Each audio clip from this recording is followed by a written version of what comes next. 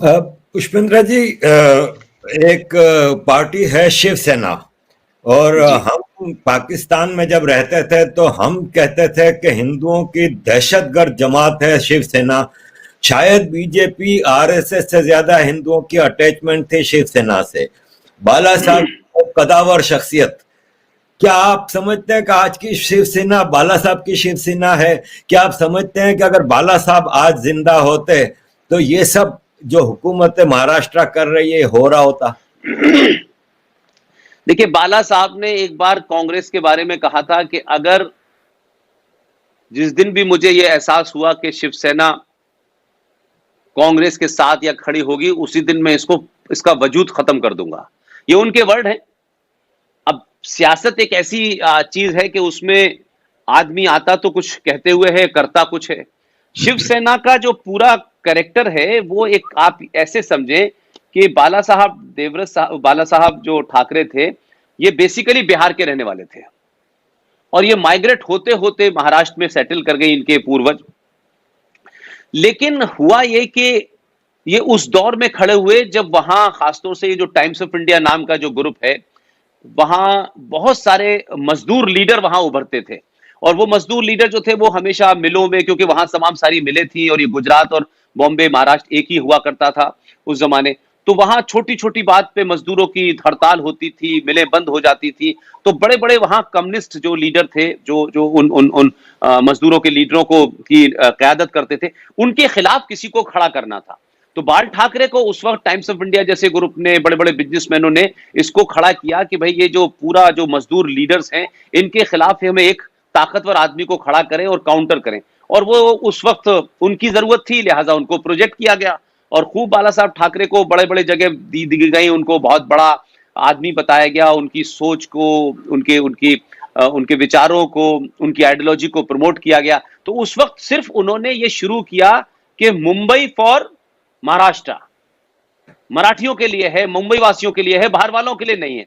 अब वो लोग आमची मुंबई करके एक मूवमेंट चलाया, हमारी मुंबई। और वो लोगों को इसलिए लगा कि ज्यादातर जगह ये हुआ है कि चाहे वो आसाम हो या बंगाल हो, जब दूसरी जगह से लोग आते हैं और उस शहर के लोग काम नहीं करते, थोड़ा सा आराम तलबी में चले जाते हैं, तो उससे चीप लेबर मिलती है और धीरे धीरे उस सूबे में या उस शहर में वो बाहर के जो लोकल वर्कर आते हैं वो ज्यादा जगह बनाते हैं, ज्यादा मेहनती होते हैं, ज्यादा कमाने की कोशिश करते हैं। तो पूरे आपके बिहार का, यूपी का, यानी हिंदी बेल्ट का बहुत सारे लोग वहां जाने लगे।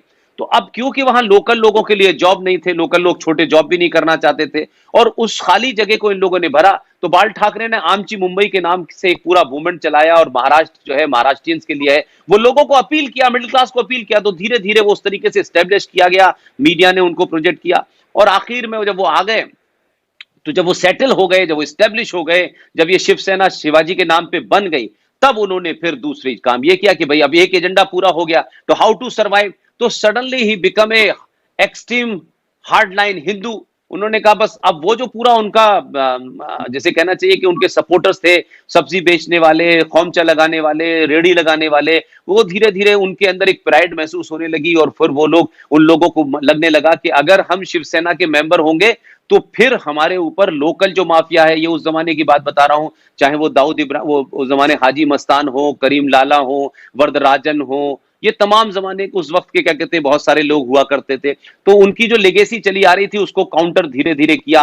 और क्योंकि फिर वो एक ऐसी ताकतवर पार्टी हो गई और पार्टी बनाने के लिए आपको पैसा चाहिए होता है, फिर आप उसके अंदर एक्सटॉर्शन भी शुरू करते हैं, तमाम ये सब चीजें होने लगी और धीरे धीरे वहां दो हिस्सों में बढ़ गया। यानी जो हिंदू बदमाश है, जो हिंदू गुंडा है, वो शिवसेना उसको सपोर्ट करेगी और अगर कोई मुसलमान है तो उसको फिर दाऊद के लोग करेंगे, हाजी मस्तान की बैकग्राउंड से, लेगेसी से लिखते हुए लोग। तो वो धीरे धीरे इसमें बंटने लगा। तो अब वो क्राइम जो था उसका लोगों ने मजहब के रूप में भी इस्तेमाल करना शुरू किया और फिर वो देश भर में एक हार्ड लाइन हिंदू स्टेटमेंट देते थे। तो जो पूरे हिंदुस्तान में लंबे वक्त से सेकुलरिज्म की लड़ाई की वजह से हिंदू के अंदर छुपे, तो पूरे देश में उनको लोगों ने कहा यार ये सीधी बात करता है ये आदमी, ये कोई इधर उधर की बात ही नहीं करता कि भाई पाकिस्तान की टीम यहां क्यों आएगी, यहां क्यों खेलेगी, पाकिस्तान के साथ हम नहीं खेलेंगे, वो हमारे यहां आतंकवाद। तो इस तरीके की चीजें अपील करती हैं लोगों को, क्योंकि आप लंबे वक्त तक किसी चीज से महरूम रहते हैं या आपके अंदर गुस्सा होता है, आप कह नहीं पाते हैं, सोसाइटी के अंदर खास माहौल होता है। तो शिवसेना इस तरीके से स्टैब्लिश हो गई और फिर वो शिवसेना मुझे याद है कि बाल ठाकरे अगर वो ये कह देते थे किसी वक्त कि मैं दिल्ली आ रहा हूं, तो पूरे देश की पुलिस और आर्मी सब हड़कंप मच जाता था।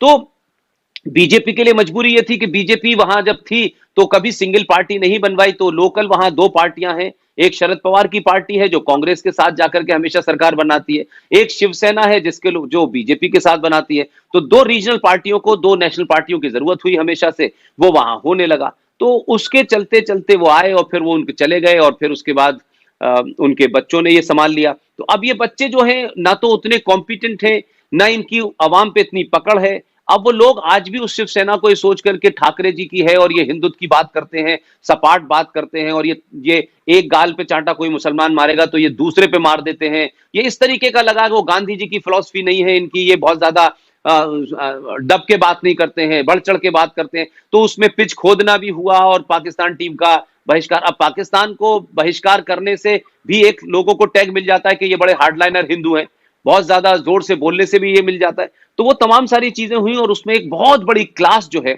वो उनके साथ जुड़ गई, जिनके छोटे छोटे बिजनेस इंटरेस्ट थे, जहां मुसलमान बहुत सारे काम करते थे वहां इनको भी जगह मिलने लगी। तो अब उसके तहत ये शिवसेना बनी और फिर शिवसेना बीजेपी के साथ कई बार सरकार बनाई।